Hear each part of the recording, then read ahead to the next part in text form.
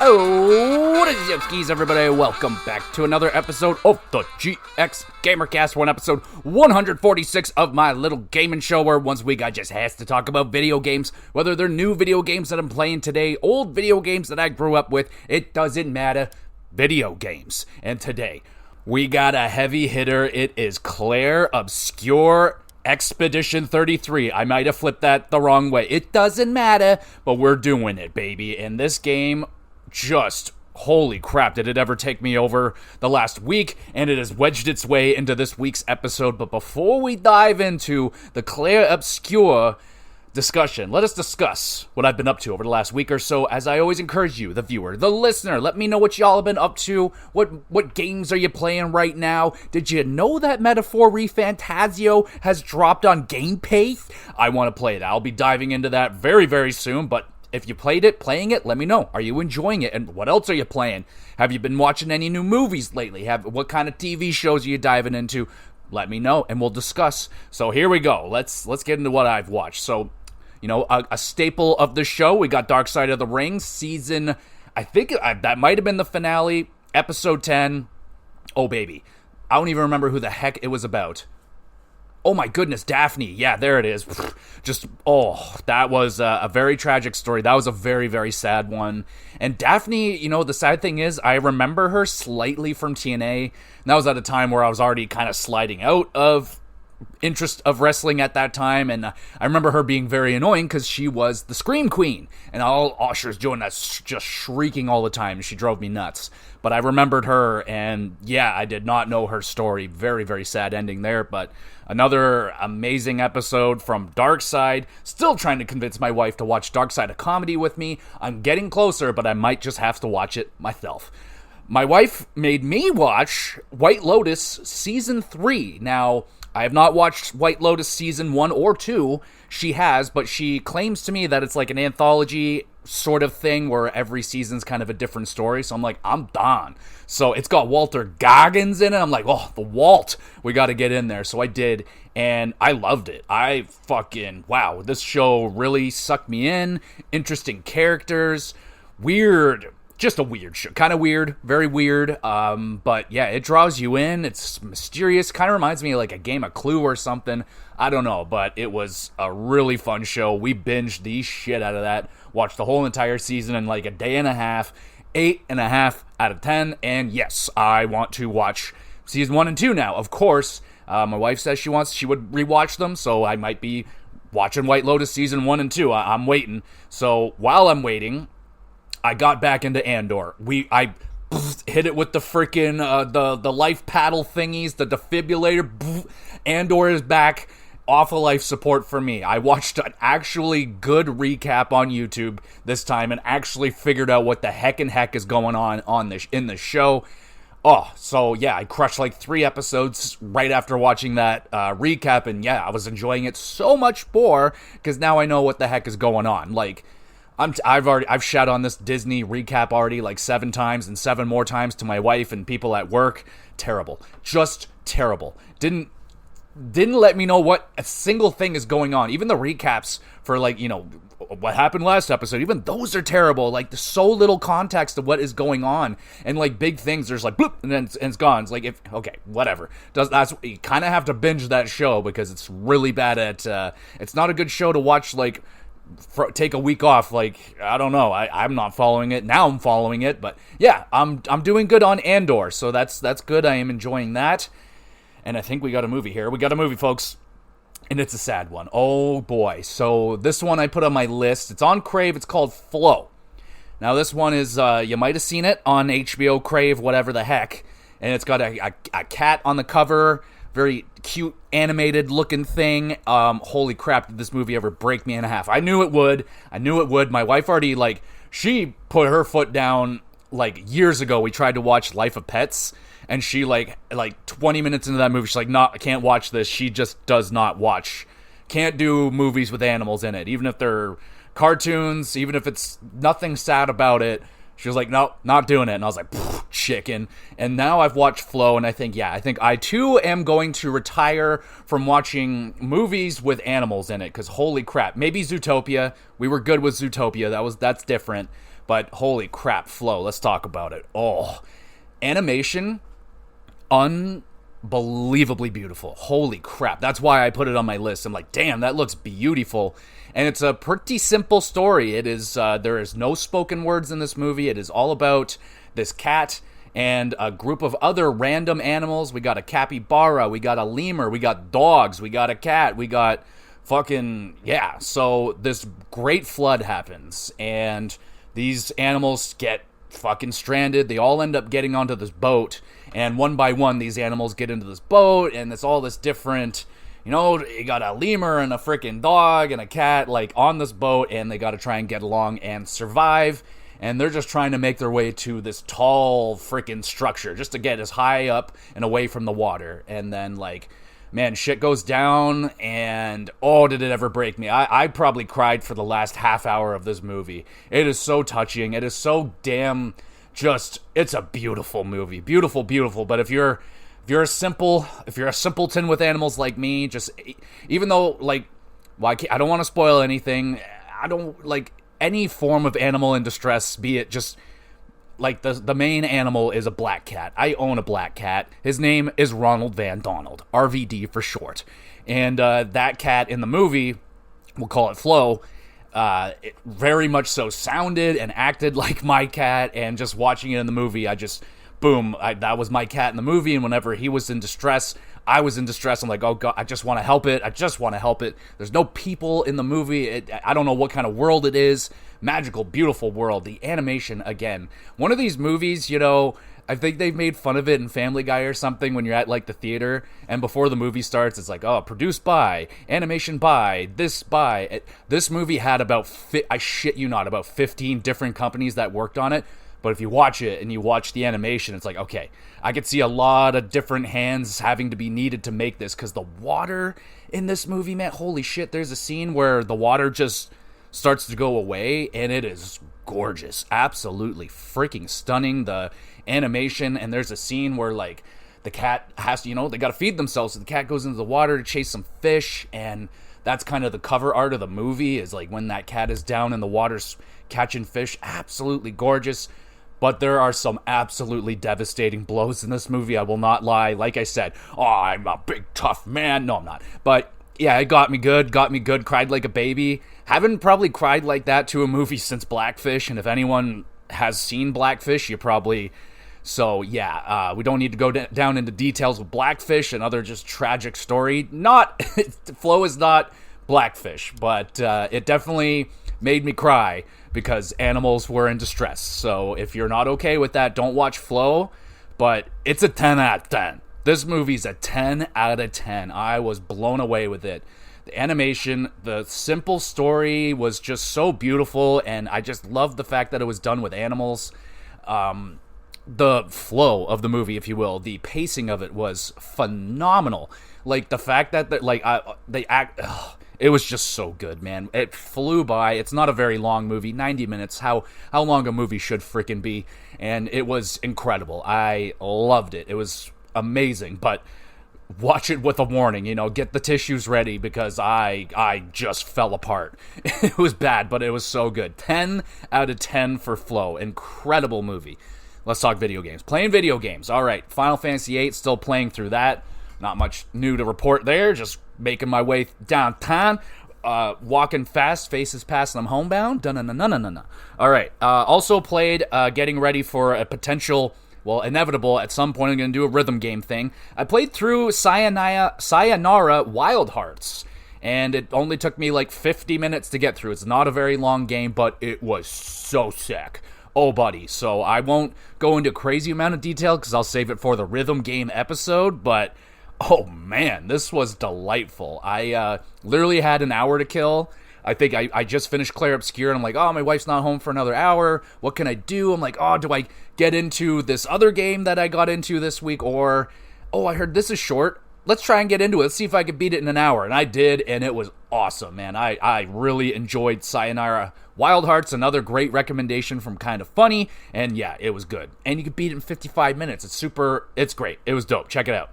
And the big game that I got into this week was the other road that I didn't go down. I went down the Claire Expedition route first, but the other road was Death Stranding. And I have gotten into Death Stranding, and what the fuck is going on? This game is so freaking weird, but it's really, really good. I am really enjoying it. About a dozen hours into it and shit you not, the first hour I was getting dragged by some black gooey entity, and then a giant black gooey whale flew out of this black sea, and I was like, huh? And I had to run away from it, and I'm like, I'm just trying to deliver a package. I don't know what's happening. So shit was going down. The weirdest thing is that I saw my friend for the first time in a couple of months. I'm like, yo, we're catching up. Like, what games you been playing, man? He's like, I just finished Death Stranding. I'm like, that's so scary and kind of creepy. I just started Death Stranding yesterday. He's like, what? And I literally just told him what I just said. Like, the black goopy sea, he's just giggling at me. He's like, oh yeah, this game is weird as shit. And I'm like, oh, but I'm loving it. Like, people calling it a glorified walking delivery simulator, like, no, it is not. Like, if whoever's saying that hasn't played the game. Because, like, yo, I'm riding around in, like, a little motorcycle thing. I'm bim fucking ripping around on that. I stole some dude's big truck and I'm driving that thing. So you're driving shit. Yeah, you are walking. And it's a little more in depth in terms of gameplay and mechanics to the walking than most other games, if not any other game, period. But it's a lot of fun, man. And it's sad that it's taking me this long. And you know what? The fact that people were calling it, reviewers, people that allegedly play the game, were calling it walking simulator, and that, turned me off. And I was like, eh. But then I played Metal Gear Solid 5, and I got reminded, like, I love Kojima. I gotta support this guy in anything and everything he does. So here I am playing Death Stranding, and it's fucking awesome. If you haven't jumped on the Death Stranding train, Death Stranding 2 is right around the corner. That's why I'm playing it, because, like, I'm hearing great things in the previews about Death Stranding 2, especially about the gameplay and how much, just more fun it is. And yeah, it is a drawback. The traversal in Death Stranding 1 kind of sucks at times. Like, I'm tripping over shit all constantly. I'm fucking half drowning sometimes, trying to cross a little creek, and I trip, and I'm fucking, I drop all my shit, and like, fuck. Like, sometimes it's just annoying shit like that happens. I was ripping on my motorbike, and I went underneath a bridge, and all my freaking cargo hit the bridge, and it went all flying everywhere. I was like, oh, fuck. Didn't think that in depth with the game mechanics, but all that's there. I'm like, well, fuck, that's kind of cool, but I'm also annoyed right now. Yeah, so I think I'll be doing a Death Stranding episode. It sounds like I have enough to talk about, and I still have a long way to go. There's still a lot of weird shit I imagine I'm going to experience. So yeah, at some point we'll probably do a Death Stranding, but I'm also thinking, like, yo, Switch 2 is right around the corner, and I don't have a pre-order or anything. I don't think I'm going to get one right away. I'm hoping I'll get one around October, November-ish. We'll see. But I think it's almost time for me to do, like, a Switch 1 appreciation, because I feel like I've at least played enough games that I can, start ranking the ones that I've played. I still have a lot of games to play on Switch. I am by no means done with the Switch 1 library. There's still so many games there I got to get to, but I think I got to do one pretty soon here for around Switch 2 release, so I think that'll be appropriate to do a Switch 1, just kind of a system retrospective appreciation. And yeah, I want to do a bunch more of those too, like for all the consoles, PS2 and so on and so forth, if I haven't done them already. And holy crap, that was a lot of rambling. But also, one more thing, I did make a purchase, a pretty cool purchase. It was dirty cheap. Like, I saw this online on, like, the PlayStation store, their freaking deals, and, like, you can get the entire Kingdom Hearts collection, like all the games. And it was like, oh, it was $116, and they went like, yo, half off, $50. I'm like, eh. Like, I rented Kingdom Hearts once back in the day, and I rented the second game like an idiot, and I didn't know what the fuck was going on, so I was confused, and I didn't like it. So I haven't revisited Kingdom Hearts ever, but I've been thinking about it, and I went on Amazon. Every now and again I'll just go onto Amazon, just see, like, what's out there, and I put in Kingdom Hearts collection. Boom, found the Kingdom Hearts collection with 1 and 2 HD remake, all the PSP games, the 3.6 over, like, it's got like 6 games in it I got for $20. And like, damn, dude. So yeah, it's, I got that, so I have the potential to get into the Kingdom Hearts series now. And I don't know when I plan on doing it. Like, I'm playing a lot of RPGs right now, so like not imminent, but soon. Hopefully soon. I'm getting an itch to give them a try because like people fucking love them, and I gave it a shot, and like I just didn't know what the fuck was going on. So it didn't vibe with me. So I want to give it another chance, but I wanted to do it in HD. So that's what I'm going to do. All right, so that's everything. We can finally get into the Clair Obscur discussion, but let me know what y'all have been up to, and let me know if you've played Clair Obscur. Let me know what you thought about the game. Let's get into the Clair Obscur discussion.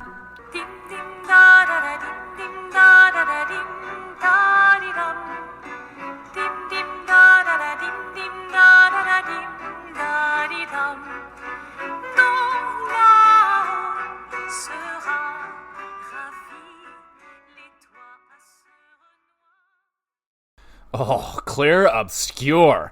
What a freaking video game. What a game this is right now. If you have not played it, this is, I would say this is definitely one of the must-play titles of the year.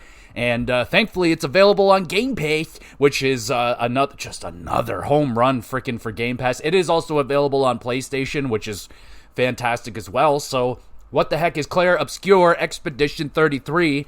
Well, the best, like, what I want to call it is kind of like a turn-based meets Dark Souls. Like, the way that this game looks and the way that the atmosphere of this game feels very kind of Bloodborne-y, Dark Souls 3. Now, I'm not saying that this game is as hard as a Dark Souls game, but for a turn-based RPG, it's a little hard. I would say it's harder than your average one, that's for sure. I feel like most turn-based games are fairly easy, you know, for the most part, unless you're going for like the super ultra mega bosses and stuff like that in your Final Fantasies or whatever. But I find turn-based games are fairly tame, but this one definitely has some tricks up its sleeve for sure. I had a couple of boss fights that I had to do more than once, but definitely nothing on the levels of a Dark Souls game. So don't get scared away. This is not a difficult game, and you can easily turn down or up the difficulty. I had a friend, quite a few friends playing this. Everyone's playing this game. Who hasn't been playing this game?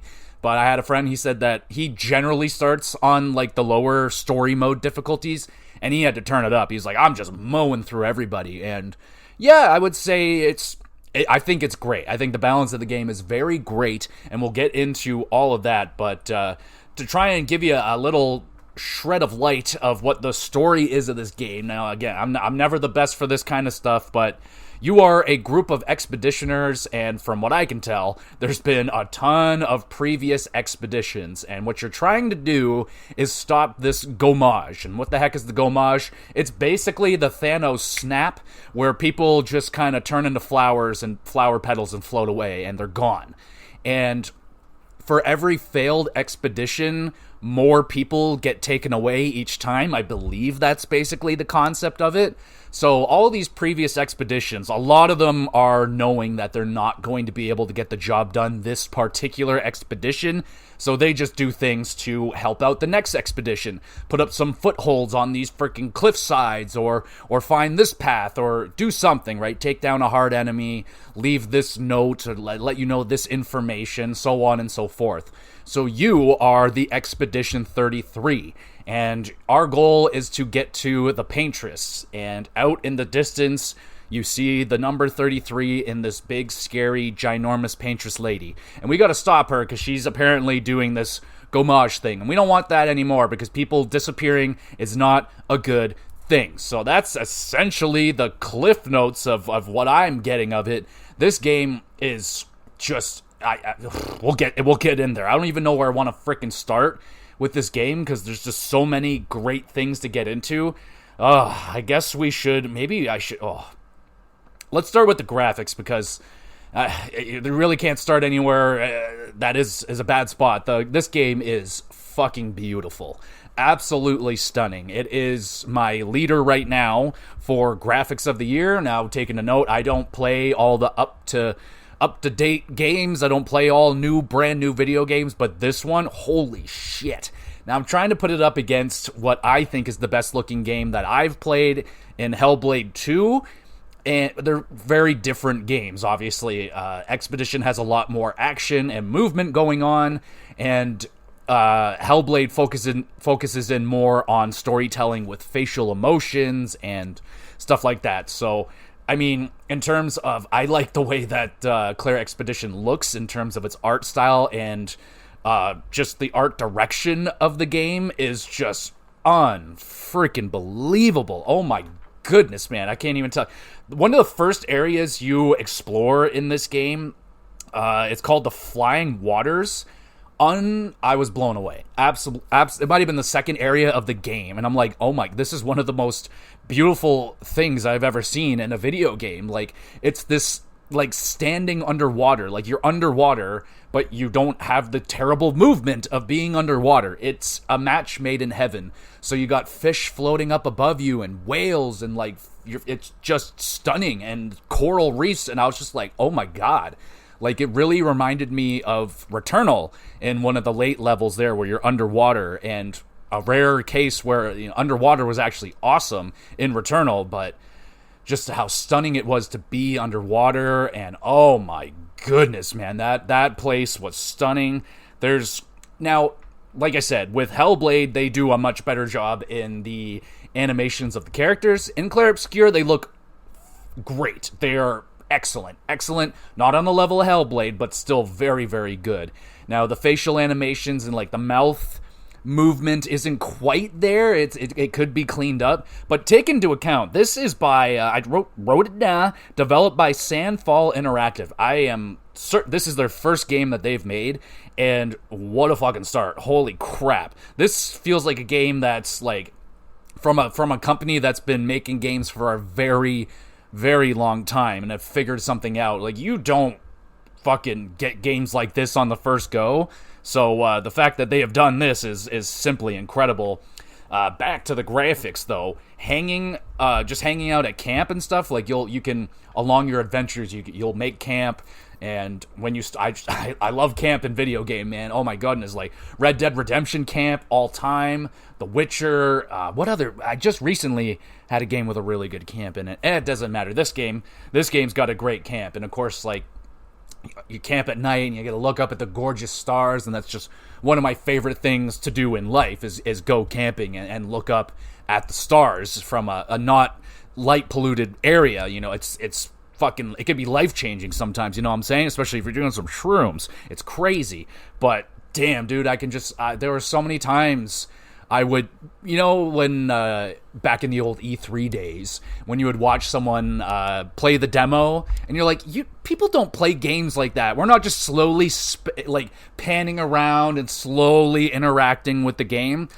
I actually did with this one. I was taking this game in, man. I was just blown away at the set pieces, and, like, I don't think I've been blown away with just the architecture, it's not even just the pure graphics, it's what they have built in the game in these stunning locales.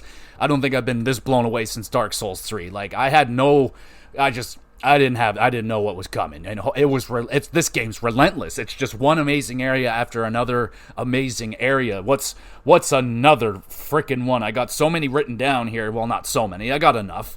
Oh, the Forgotten Battlefield. Holy shit.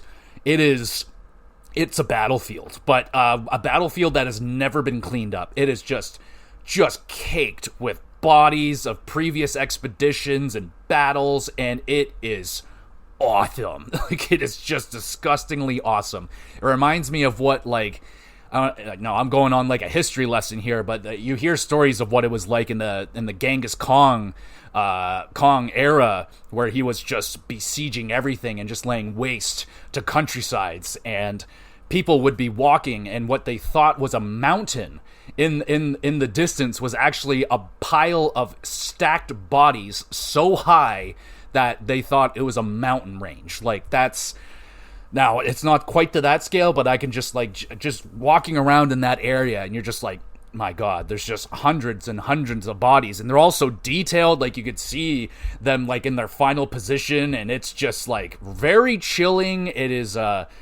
was an amazing freaking place to walk around in. Oh my goodness. And then the area called Serene later on in the game, they're all breathtaking, but this one, holy fuck. Huge, like you get into you get in there, and again, this it just brings me back to the Dark Souls games and Bloodborne. Like every area you go to in those games, you're like, oh my goodness, man.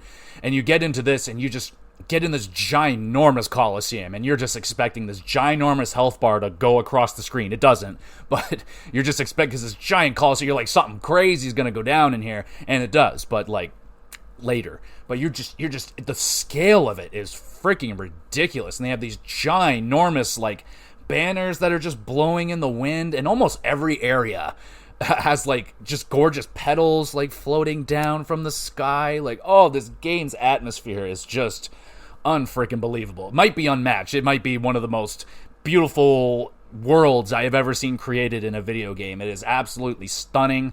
They definitely have that down. There's not like they can continue to work on that, but I'm not saying that is bad. I'm not saying this in a bad way, but just put a little more focus now on the characters and making them look a little more realistic. The way, like, just the backgrounds and everything, just the vistas. I just wish the character models and everything was on par with how much beauty is in the other game. Like, oh, if you just had like the Hellblade character models in this game, oh my god. But this is like a 9.8 out of 10 in terms of graphics. Like, holy jump, and this is one of the most gorgeous games I have ever played. It is simply beautiful.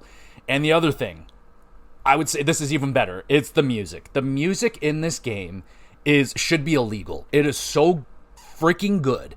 It is so freaking good. We are going, I don't do this, but only on certain games that deserve. I think the last game I did this with Sea of Stars, because Sea of Stars soundtrack is so goated. It is so fucking good. But this one is just on a different level, man. We're just gonna have to stop and have a listen to some of this shit, bro.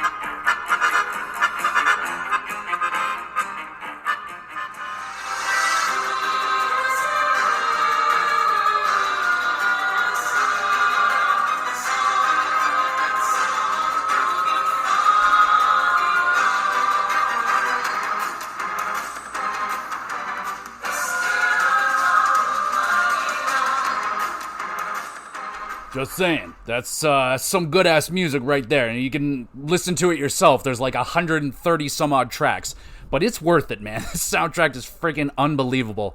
I think, like, the piano in there is just absolutely gorgeous, absolutely ridiculous. The guitars, and they really captured that.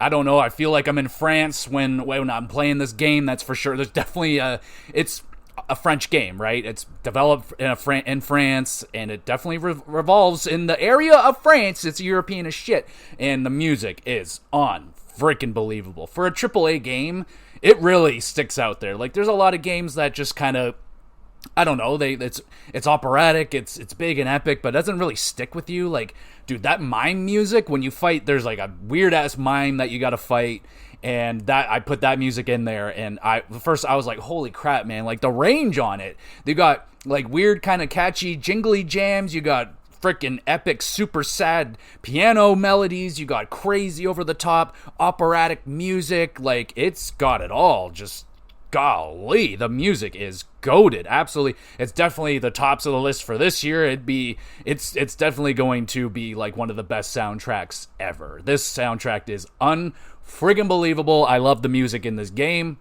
And then the voice acting is very strong throughout. We'll talk about the characters in a later section, but voice acting throughout, very, very strong. I particularly love, what's his name? I know it's Francois, his best friend, but it's like, anyway, I have their names written down. We'll get to the characters in a little bit. But before we talk about the characters, let's discuss the gameplay of this game, because it is, in fact, a video game, so we should discuss what it's about. So it is a turn-based RPG, but don't get turned off by that, because it's a very action-heavy turn-based RPG, because it's a active, what would you call it, a fighting system. And if you've played, like, Legend of the Dragoon back in the day, that's my baby. We'll talk about that one of these days, but it makes you engage in the combat. When your dude swings the sword, like, it wants you to hit the button, like, with the action, so you get do more damage, and so on and so forth. So they have a lot of that in this game. Think Paper Mario, where you're timing your button presses. It doesn't, like, punish you. It's not like, if you missed it, you don't do any damage. You'll just do less damage, or you may not do an extra bonus attack or something like that. But it also goes on the defensive side as well. And that's where the game could maybe be a little more difficult than most turn-based RPGs, because there's quite a few different ways. You can dodge, where it's just one button press, you dodge, and it gives you a little more leniency. So you can be a little early, you can be a little late, and it's okay, you'll probably get a dodge, and it gives you different types of dodge. There's the perfect dodge. If you do a perfect dodge, then you would have done a perfect parry.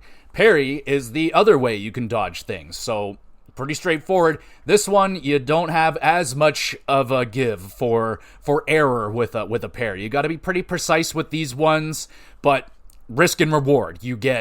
If you fuck it up, you're taking damage. You don't dodge it, you take full damage. But if you block it, you get a lot of benefits. We'll have to discuss more about the combat system to make it make sense. But parrying is good, but there is a risk to it. You can also jump over certain attacks. You don't use it anywhere near as much as you do the dodge or the parry, but it'll give you a prompt. A big bright yellow thing will pop up, and then you'll know to do a jump, and you can also do a counter with that.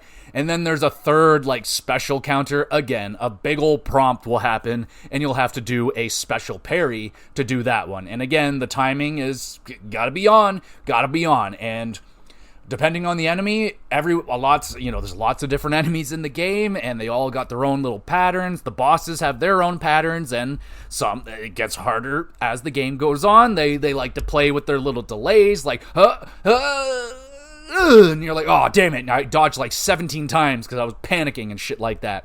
But it makes for a very, very fun, consistent combat. I did not get worn out. Like with most turn-based RPGs, you're going to get worn out with the combat eventually. I've seen the same move 1,000 times. It gets dull. Like, I'm having that problem with Final Fantasy VIII. Like, how many more times do I have to summon my fucking thing and watch it do the big super mega fireball thing? Thank goodness I can times it by 3 and make it go super faced, which is awesome. But I don't have that problem in Clair Obscur. I'm looking for fights. I am totally fine getting into fights because the combat is really fun. So on your end, you play as characters, and the characters have different abilities. And kind of like Pokemon, you'll be unlocking new abilities, and you can pick 6 abilities to use per character. So at the beginning, you don't even have that many moves yet. So you're like, all right, I got 3 moves, and they range. Like, they all do. It's, there's a lot of variety. That's why the combat is absolutely fantastic in this game, because there's so many different things you could play with in this game. There's a lot of different moves to use. It is admittedly overwhelming if you really want to constantly changing shit. Like me, I found my groove. I found my moveset that I liked, and kind of like John Cena, I just kept my moves and I never changed them for my whole entire playthrough until I drastically had to. You got your classic healer. She's great. She can heal your characters, and with a bonus, they do a regen thing where you get a little extra health every turn. She can bring people back from the dead. She can you can do buffs and stuff. You put up make your defense go higher, make their defense go lower, your attack go up. You got buffs like that. And there's a whole bunch of like, oh man, there's every character. I think we'll kind of pair it in with the character section, what each character kind of has a little something going on with them. But man, this combat is freaking sick. But where it gets overwhelming is like where you have to upgrade everything. So there's like, oh man, okay, so I have these all written down because they have freaking names. So you got Pictos. So a Picto it's just a perk. You could just you'll find these little Pictos and they'll be like, oh, it'll give you like, here's 50 extra base health, and you do, I don't know, you can attack first. So you'll get a little perk. You get a whole bunch of little perks. You can have 3 of those equipped at a time, and you're finding these things all the time throughout the game, and they're just getting better and better and better. So you're constantly switching out your 3. You're like, all right, I'm going from a level 1 to a level 3 now, and I'm getting better stuff. And those ones you do have to keep an eye on sometimes, because you get the one main bonus, like, okay, you get to attack first. That's the one you keep your eye on most. But then it has like the extra little bonus where it's like, hey, I'm going to give you 500 extra health. Like, oh shit, that's awesome. But sometimes they have ones that's like, all right, I'm going to give you like 5 luck or 550 speed. And you're like, sometimes you might have all 3 have like a bonus of speed and you're not getting that much of a benefit. You want to make sure you're varying those. You want to make sure you're getting a health benefit, you're getting a defense benefit, and a luck benefit or something like that. Or if you're going to do it, make it like a good one. Make it health, and you could just jack up your health. You can go from like 800 health, and all of a sudden, boom, you get like 1,500 bonus health. You're like, oh, fuck yeah, I'm loaded up. Do the same thing with defense. I found a good balance. I didn't use, like you have... So then the next thing is you're leveling up your character. So every time you level up, you get 3 points. 3 attribute points to put into classic attribute. You know, defense, strength, speed, luck. There's another one, but oh well. And the very interesting thing, just like in Dark Souls, in the Souls games, your weapons scale with your attributes. So you're finding all different weapons, and it'll be like, all right, it scales B with speed and C with defense. So what that means is if you put your attributes in that B category, it will give you bonus stats. So basically all you want to do is like whatever weapon you have, say it's, all right, you got B on defense and C on speed, because for some reason it never gives you might, which is strength. It's like, man, I want to fucking beef up my strength, but I swear I didn't get one single weapon that gave me might as a bonus, as a stat I can stack on top of. I was like, what the fuck is that about? It's always all the other states. Anyway, as long as you're putting them in the B or C category, you're going to get bonus stats. So if I put, all right, my B stat is defense, I put 3 into defense, my defense goes up by 30 points, and I get a beneficial like 5 points in health, because, I don't know, it just stacks, you get more. If I just put it in the health, I would only get health benefits. I wouldn't get any extra bonus stuff. So you want to be utilizing those bonus stats, even if they're not always going in the category that you want. Like I said, luck just applies to your critical ratio. So it's like, all right, I can get 30% up to, like, I had people up to like 60% critical ratio, and like I didn't notice a lot of benefit from that one. It was mostly like defense, like the good shit, you know, defense, offense, and stamina and shit like that, and how much magic you can use or some shit. I don't remember. But, and then we're not even done.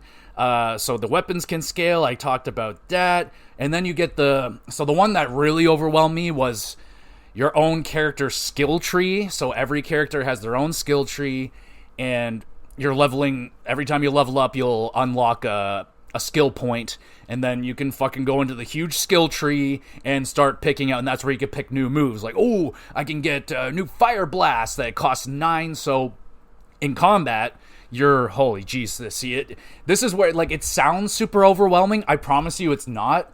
It's overwhelming when it's explained to you. The way that the game will give it to you is, you know, baby steps. Okay, here's one mechanic at a time. We're not going to overload you.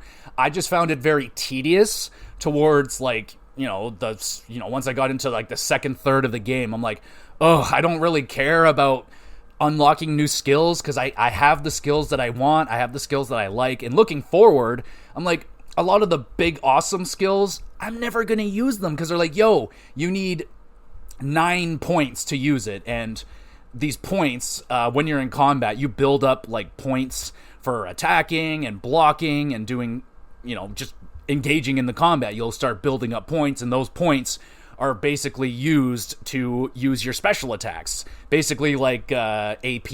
So, this attack takes 3 AP, this one takes 9 AP, and like rarely am I hanging on to stack up for 9 AP, you know what I'm saying? Like there's so many other moves I can use that are worth like 4 and 5 that are very beneficial, and I just never found the need to use a level 9 attack. Like I just never really used it. One of my favorite combos to use was with basically kind of my attack guy. He has a move that I can just attack again. Like it's called Blitz. I do an attack, he attacks, and it does good damage, and then boom, I could just go again. So I can do a heal if I need it. I can just do another huge attack to set up someone else's attack and make it even more powerful. The combat's deep, man. It's deep. There's a lot to it.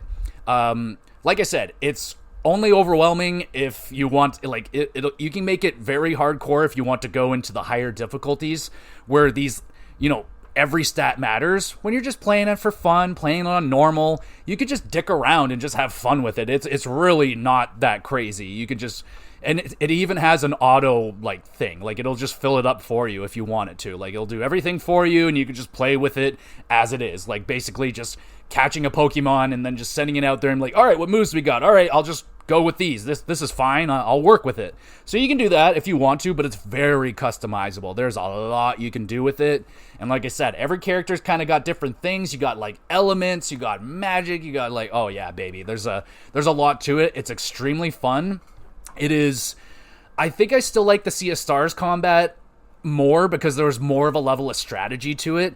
In Expedition, there can be strategy as into like setting up an attack, where there's things like called marked, where it's just, okay, this guy doesn't attack, but it also marks the enemy, and marking the enemy means the next attack will do twice as much damage. So I was like, all right, I could do Blitz, and then do this attack, which makes them marked, and then my next dude's attack, I'll make sure he's fucking gonna launch a big, heavy attack, and so on and so forth. It's delightful. It is a fantastic combat system, one of the best I've ever played, especially in a turn-based RPG. Like, it is so much fun. It's I from my early days, I've always loved this because of Legend of the Dragoon. Legend of the Dragoon makes you do the same thing.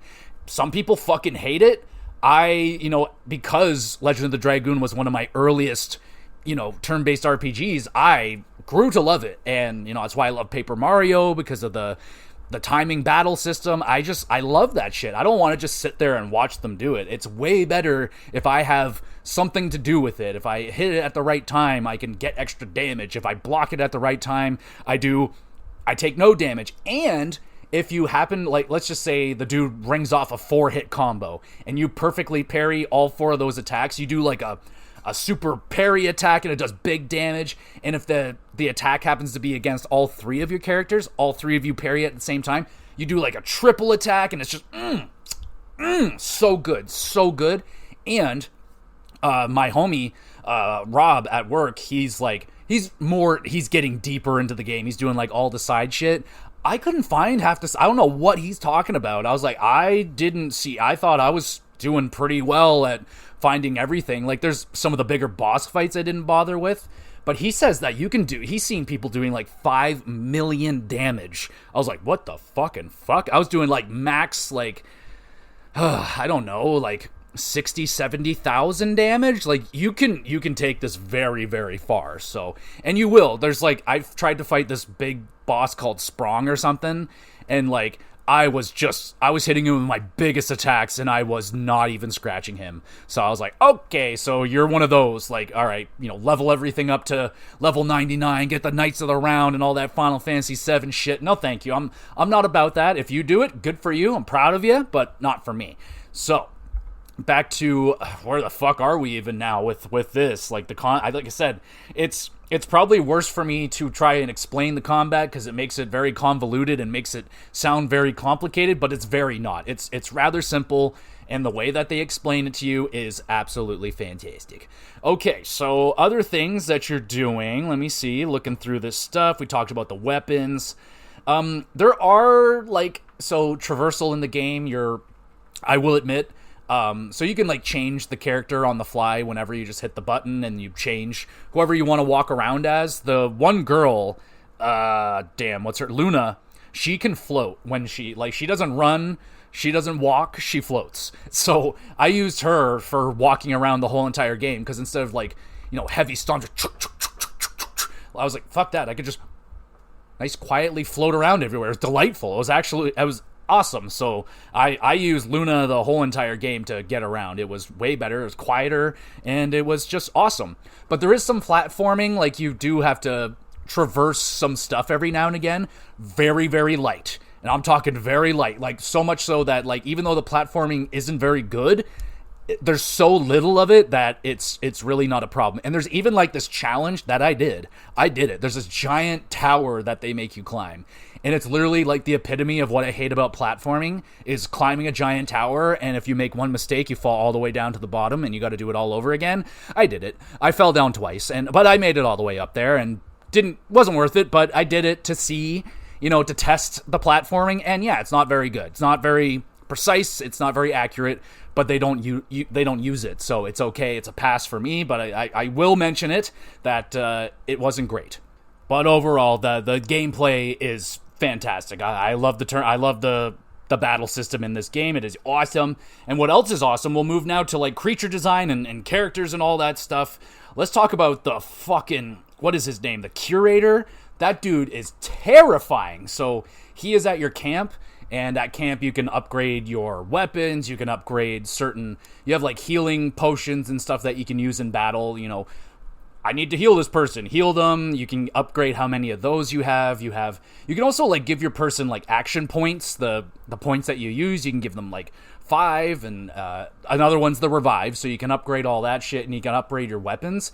But he is this, like, he has, like, a black hole for a face, and then every time you go up to him, he goes, and he's terrifying. He looks like a Dementor from Harry Potter mixed with, I really don't know what else, but he's not pleasant. And every time I go up to him, I always try to skip his sound as fast as possible so I don't have to hear him growl at me, because I don't like it. I don't freaking like it. But I like the designs of the enemies in this game. It is very, very, very cool. Like I said, the Curator is absolutely horrifying, makes nasty growly sounds at me, and I don't like it.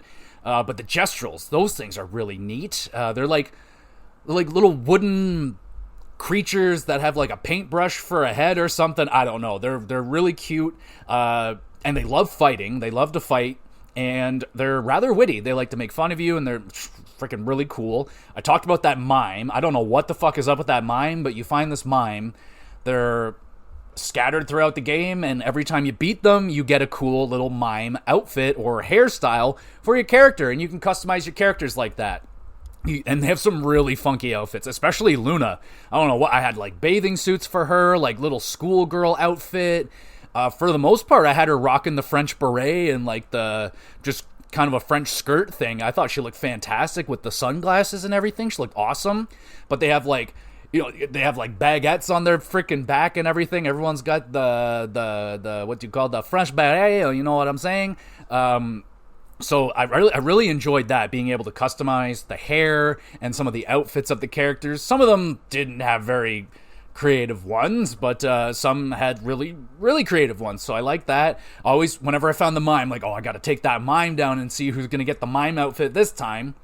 But I think my favorite characters of the game were, I'm probably going to say it wrong, but Esquier and Francois. Oh, Francois, my God. There's sadly only one scene with Francois in it, but that's when you meet Esquier, and Francois is his roommate or his next door neighbor. And oh my goodness, their chemistry, their repertoire is just freaking hilarious. I wanted so much more of them. Kind of reminded me of, what is it, Sindri and the other guy from God of War. Like, oh my goodness. But Esquier is this, like, honestly kind of nightmare fuel. He would have horrified me as a child. But he's this giant, like, kind of, like, I don't know, burlap sack looking thing. And he's got, like, a sun for a face. He's kind of unsettling, but he is delightful. He is so just optimistic, high energy thing, and he flies. He also just happens to be the most powerful entity on the planet. apparently. I don't know why he isn't fighting for us, but anyway, Esquire is awesome. You could also use him to fly around the game, and that's maybe one of the draw. It's not the best part. It's not like really bad or anything, but the open world part, in freaking RPGs, is that the open world, the map, I guess, the map where you're just kind of walking around from like place to place. It isn't the best, but in that area, once you get Esquire, you can ride him around. He can eventually fly. He can swim. He could do everything, and he does it much faster than you would. So he is freaking awesome, and I love him. So freaking cool. I found the duelist was badass. That was a very cool enemy, but I don't think I wrote down the name of it, but it was, I don't know, it was like maybe the seamstress or something in the game. I don't know if it's a girl, but whatever it is, it's just like, it's like fucking cursed to like constantly like making fabric and shit, and I fought it, and I thought that thing was just fucking badass as shit. So fucking cool. You got the Grandis, who are basically like hairy Goron looking creatures. Gorons from Legend of Zelda. They reminded me of them anyway, but I like that a lot of the creatures are made out of like wood. They kind of look like they're carved out of trees, or like people created them or something. Probably the paintress or so. I don't know. I'll probably look into the lore of the game more so I can get a better understanding, but oh well, it is what it is. But I think the creatures in this game look fucking awesome, and it's not a great RPG without a great cast of characters. So let's talk about the characters. You got Gustav. Really like Gustav. He's a great character. There's some shit that goes down with him that's legit, but I won't spoil it. But a great part with Gustav is someone says you have to, like, I don't know, some dude was like, all right, you got to go here and you got to yell the password at the guy. You got to like scream it at him because he won't let you in unless you scream it at him. So he fucking goes up and he screams it at him. And the guy's like, oh, jeez, you didn't have to be so mean and yell it at me. And Gustav, like, feels really, really bad. He's a really nice guy. Him and Mael have a very nice relationship.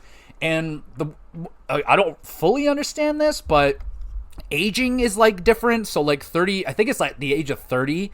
That's when you're chosen to go on your expedition, because I think you only live till you're, like, 31 or something, and then you, like, poof, fade away.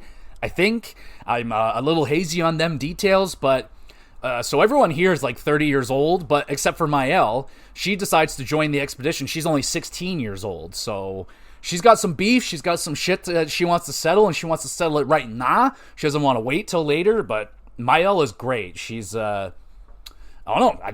She's good. She's a good character. She's a little sad, and Gustav is always there to kind of cheer her up when she's generally off by herself, just hanging out. But I like their interactions a lot. I think she was delightful. Luna, she was also very nice. Maybe not the most memorable cast of characters, I will say. They're kind of just, but they just did their job. Like, I don't know. Luna was our healer. She was cool. Sayel, she was a little forgettable. She was just kind of there. She's like sort of my love interest in this game. We kind of were like flirting and shit like that. She was aight. You can get Verso, voiced by the glorious Ben Starr, I do believe. I think it was sounded like him anyway. And really like Verso. He's got a lot of shit going on in the story of the game. Then you get Monaco. Or no, is that his name? No. Monoko. God, I always say Monaco. It's not that. It's Monoko.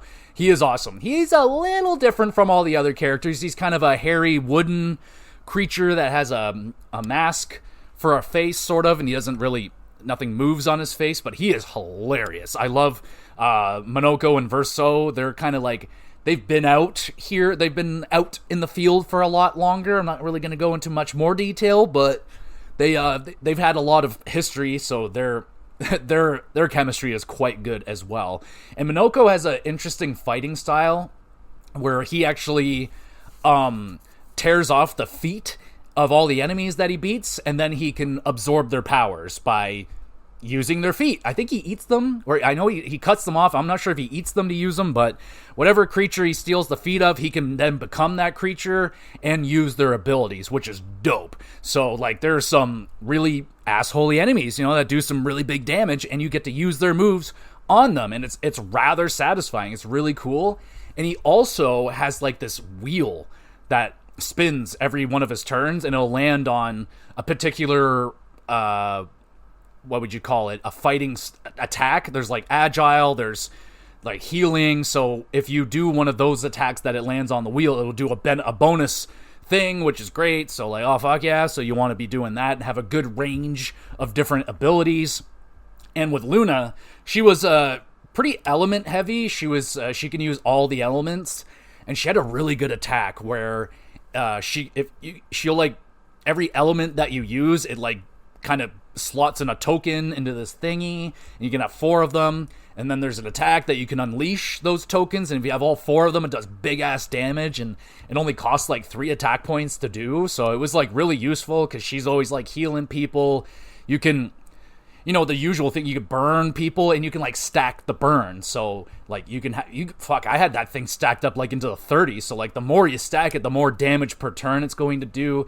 You can freeze enemies. You can the big one is breaking them. But you have this like meter that you got to build up, and you have to do certain attacks that build up that meter, and then you got to do a big attack to break them, and that just pretty much makes them skip a turn, maybe 2 turns if you really fucked them up. And yeah, that's really good. So there's just so many moves. Like there's a lot of moves. Like Monoko, is that his name? Monoko. God damn it, I did it again. Monoko, there was too many. Like there's so many enemies in the game, and he can literally have like 60 different moves, and I'm like, you only need 6. So like I found the 6 that I liked, and I just kind of stuck with them. Didn't really, trial and error different moves, because I'm like, I just know what I like, and this is working really good, and I didn't get sick of it. So, but tons of replayability in that note. What's her face? Sayel was weird. I didn't quite fully understand what her mechanic was. She's got like kind of this moon sun thing going on, and depending on the attack you do, you build up sun and moon charges. The more of those charges you do, it makes certain attacks more powerful.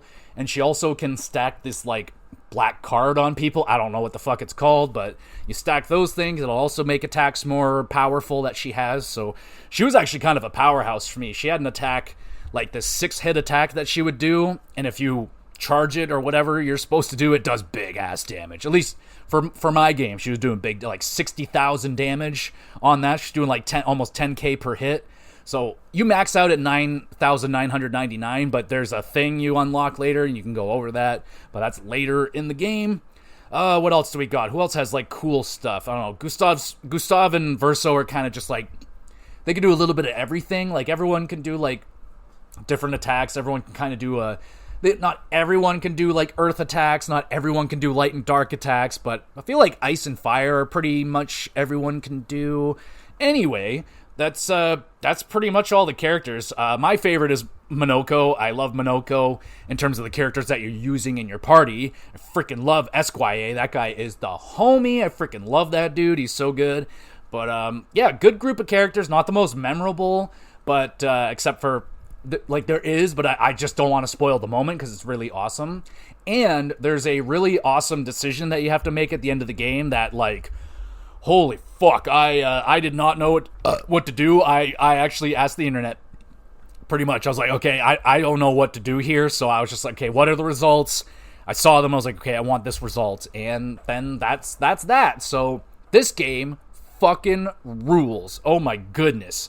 Let me see. I have pros and cons. Okay, so I will say the game sort of overstayed its welcome just a little bit, because now I have a real sticking point with this when games do this, where it makes me feel like I did a big final fight and you feel like it's over, but then there's still, this game in particular, there was still like 5 more hours after what I thought I was done. So I was like, okay, and then it was like, okay, here's this part now. I'm like, okay, like, yeah, we need to tie up that loose end for sure, but like, when you fake check me out, I don't like, that's why I have not finished Okami, because Okami did it like so egregiously, like a big fucking celebration, we're partying, they're like, no way, it's just beginning. You're like, what? Anyway, that's a story for another day. But this game, it did go on a little longer than I was like, I don't know, it's not that it was bad, it's just that I don't like when games do the fake ending, or what makes it feel like an ending, and then it has this epilogue that's really, really long. So it kind of overstayed its welcome just a little bit, but not really. It wasn't like I wanted it to end. I was just like, oh, okay, it's still going. All right, kind of like Persona 5 when I was playing that game. I was like, holy shit, it just kept going and going and going. So like I said, the only cons I can have is that it kind of overstayed its welcome a little bit, the platforming, but there's so little of it, it's not really a con. And the overworld map was a little, like, not the cleanest, but again, not that bad. Now all the pros, holy crap. The graphics, the art design, the art direction of this game is amazing. The world design, the creature design, also very, very good. The music is unfucking believable. Might be one of the best friggin' soundtracks I have ever heard, especially in this modern era. The voice cast is very strong. Super fun combat with lots of variety, lots of replayability, all these different moves you can try, different combinations, and try to hit 5 million damage if you can. Like, holy crap, I can't believe people are doing that out there. The story was really good, even though I apparently don't really know what's going on, but I was there for the adventure, baby. The characters were fun. This game gets a 9.5 out of 10. Oh, this is a must play for, like, I don't know what kind of gamer wouldn't like this one. Like, it's freaking awesome, man. So just go out there, give it a shot, play Claire Expedition, or Claire Obscure Expedition 33. Don't love the name. Expedition 33 was fine, like, I get that, but the Claire Obscure thing, don't really understand that one. But this game rules. Let me know if you've already played it. Let me know if you plan on playing it. And you better be planning on playing it, because this game is freaking awesome. We need to support it. We need Expedition 32 and 30. You know, what about the ones before? That was another thing I forgot to touch on. You can also come across, like, voice things, data logs from previous expeditions, and they could be really fun. There was one that was very funny where they were talking about they died from eating poison mushrooms, and like, we should have eaten those mushrooms, blah, blah, blah, blah, blah, and then they die. So that was really cool. I would love, like, spin-off games like Expedition 69, like what happened there, what happened on Expedition 17, and we're not there yet, but what happened in 79, and what happened in 94, and like all those. That would be cool. This game is a incredible stepping stone for who made this game again? Sandfall Interactive.